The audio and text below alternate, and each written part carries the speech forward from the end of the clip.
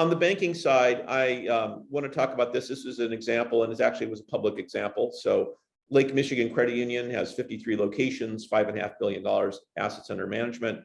And they decided to approach this very methodically. So they had a process where they would develop their solution, or really more configuration, because they're not building the solution, they're working with a vendor, training people, doing a soft launch with a internal only 1 full month launch.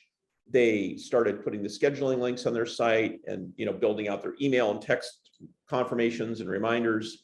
They started including signage in the branches saying, hey, you can do appointment scheduling, even for people that walk in, or email or online banking banners, convenience, playing to that. And then getting feedback, not just from customers, but from their own employees, and then trying to improve, just iterating. Oh, we should put it on our product pages.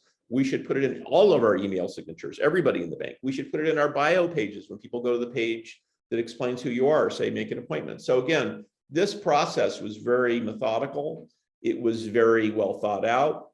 It didn't go perfectly, but unlike that previous example I gave where it was an absolute disaster, this went very, very well. They also had some KPIs, and they said, we're going to measure this. So you're asking about, what kind of results you get. And they were interested in lots of things. I just picked one set of measurements, which was, how many people opted for text messaging, just sort of an interesting, measurement that shows interest. And then, how many of those are actually prospects? This is the key question. Is this bringing in new people or not?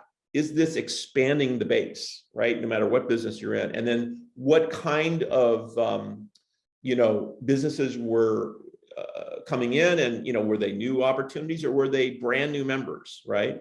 So this to me was probably one of the most interesting things. And then they said, well, this is the actual revenue or the size of the mortgage loans that was brought in. And it was funny because when I worked with this customer, I asked him as we were going to give this presentation, I said, you collected like 2.1 million in new members based on an appointment scheduling campaign. That's pretty good mortgage. How much are those loans actually worth? And I honestly didn't think he would tell me because nobody ever tells you like what the stuff's really worth. Well, he says, oh, let me just call up the CFO and ask him how. Well, it was worth, $570,000 in interest income over the life of the loan. So, a lot of solutions in IT, including appointment scheduling, are sold most based on an ROI, as you all know.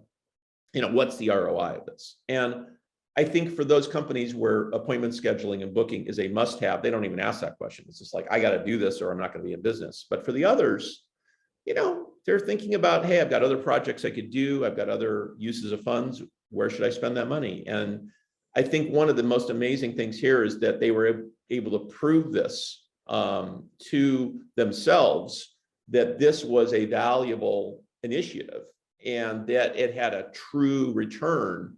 So to me, this was really like one of the very few times I'd had a customer I've worked with who told me what it was really worth.